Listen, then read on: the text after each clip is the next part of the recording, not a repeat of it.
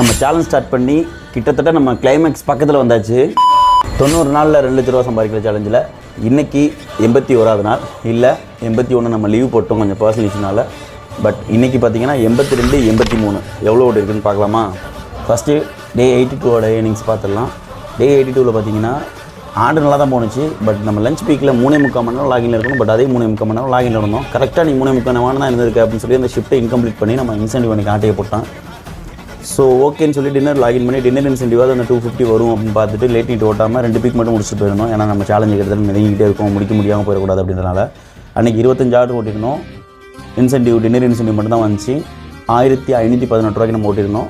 டே 83ல் சரி சேலஞ்சு கிட்டத்தட்ட நெருக்கிட்டோம், அமௌண்ட்டு ரொம்ப அதிகமாக இருக்குது அப்படின்னால ஃபுல்லாக ஓட்டியாகனு சொல்லி காலைல 11 மணிக்கு ஆன் பண்ணி கண்டினியூ நைட் வரைக்கும் ஃபுல்லாக ஓட்டினோம். 45 ஆர்டர் ஓட்டி snacks login bonus, late night login bonus, incentive எல்லாமே சேர்த்து 4000 சம்திங் 4000 சில்லறைன்னு ஓட்டிருந்தோம். இது போக நம்ம ரெஃபர் பண்ண ஒரு அமௌண்ட் 500 இருந்துச்சு.